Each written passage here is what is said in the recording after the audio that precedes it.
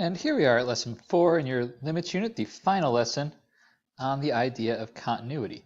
And the idea of continuity is being able to draw a function without lifting your pen or pencil. So when we think about two functions that are shown below, which one can we draw without lifting our pen or pencil, and which one would we have to lift our pen or pencil?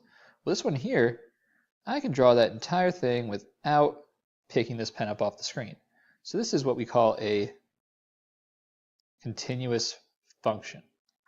Well, the one on the right, I can draw parts of it without lifting up my pencil, but I am going to have to pick it up when I make this switch from this portion down here on the left to this portion that's up here on the right. So this function is continuous everywhere except at what looks like the vertical asymptote.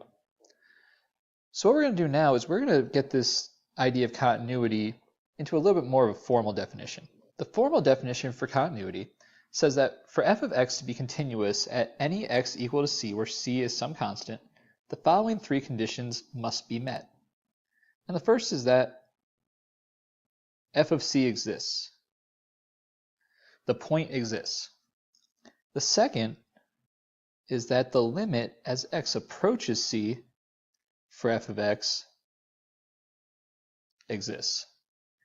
And the third, and the way that we're going to be able to tell if we can keep drawing this function without picking up our pencil, is if the limit as x approaches c for f of x equals the y value at that point. So the idea is, if we are looking at this x equals c right here, what we should be doing is, when we draw a function, we should be coming into some value, actually having a point there, and leaving at the same value, so that everything is headed to this point, and that point actually exists. So continuous function or continuous on its domain. That's something we'll have to specify. Continuous function means continuous everywhere. And continuous on the domain, just as it sounds, it would be continuous for any x value that is a part of that function's domain. So the first one, we've already seen this one. I can draw that everywhere without picking up my pencil. And we can kind of imply that this is going to keep going. Looks like a nice cubic function. This is a continuous function. Shorten that down to CF. Another one that we already saw was this function. It's like some sort of rational function with a vertical asymptote. Well, it's continuous on its domain, but its domain does not include the vertical asymptote. Let's look at the function right next to it, which kind of looks like a nice square root function. Well, this function is also continuous on its domain, and we can see it stops. It stops right here at this value where probably you're doing square roots of negative numbers. It's not continuous everywhere, so I can't use values to the left of that. Another function that looks like an exponential function, maybe something like e to the x or 2 to the x. This one is a continuous function. No matter where I go, that function is going to be defined. The one right next to it, though, looks like a logarithmic function, which has a vertical asymptote. Well, I know this function is going to swerve down to avoid that vertical asymptote. There's nothing to the left of it, but the portion of the graph that I can draw is nice and continuous. I can draw that in one nice smooth motion. So that is continuous on its domain. And a function over here that looks like a sine or cosine function. I know this is probably going to keep going. I can keep drawing that as long as I want to without picking up my pencil. That is a continuous function. Types of discontinuities, things that get in the way of continuous functions. Well, we've already seen two of them. We have our removable discontinuity. That's our nice hole in the graph. That's something where we see that we have something like x minus a times x minus b all over x minus a. Those would cancel out. X equals a would be the hole in the graph. We have our non-removable discontinuities, and those are our vertical asymptotes. That's the situation, and generally from looking at rational functions, something like 1 over x minus a, where that one cannot be removed, x equals a would be the vertical asymptote. And jump discontinuities. These usually arise from piecewise functions where you have changes in functions for certain parts of the domain. And so those are the three main types we want to look out for. For each function, we're going to identify the x value for any discontinuity and the type of discontinuity. So looking at example 1, well, I see a rational, and we talked about with our vertical and horizontal asymptote section that this is something we're going to factor right away. So x squared minus 8x plus 12, that should be an x minus 2 and an x minus 6. And the denominator, x squared plus 3x minus 10, that should be x plus 5 and x minus 2.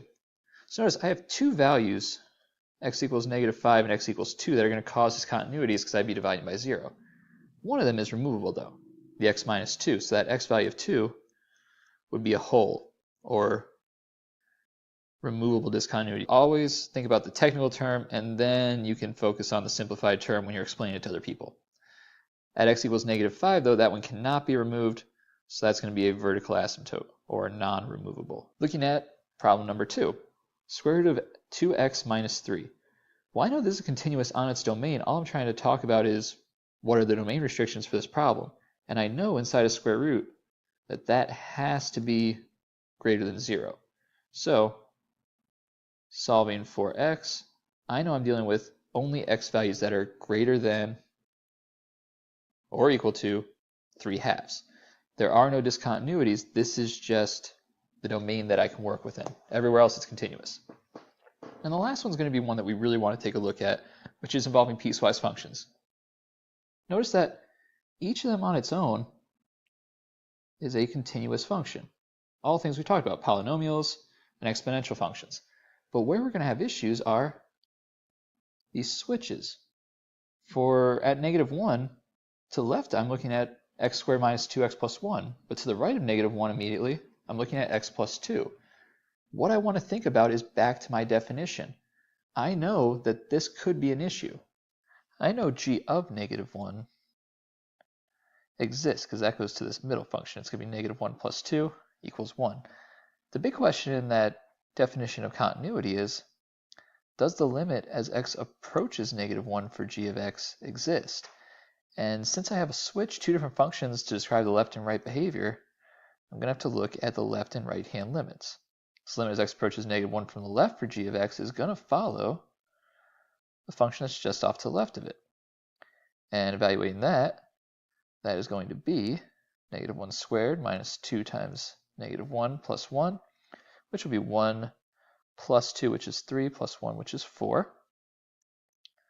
Limit as x approaches negative 1 from the right is going to be that middle function. And we've already evaluated this once, but we'll do it one more time. That's going to be negative 1 plus 2, or 1. Since those two limits do not match up, we'd have a jump discontinuity. This limit does not exist, and since the limit does not exist, the definition for continuity fails. We are not continuous at x equals negative 1. The only other one I'm worried about now in this problem is x equals 2. So we're going to start off the same way. We're going to say, I know I've got g of 2. G of 2 is going to lead me to the spot with the or equals 2. That's going to be 2 to the second power, which is going to be 4. That exists, so I can now look at the limit as x approaches 2 for g of x. Again, since there's different functions describing the left and right side of this value, I'm going to have to do them both separately. Now to the left of 2, that's following the middle function. That's following x plus 2, which is going to be 2 plus 2, which equals 4. The limit as x approaches 2 from the right actually follows the function value. It's also going to go to this 2 to the x function, which will be 2 squared, which will also be 4. So the limit overall, the two-sided limit, those sides match up, the limit is 4.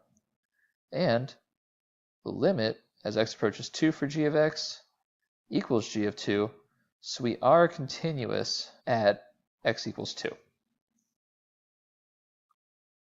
So your two scenarios to watch for when looking for a restriction on the domain is rational functions. Look out for holes or vertical asymptotes. In this case, this one would have a vertical asymptote at x equals negative 1. The other ones are square roots, where this part must be positive.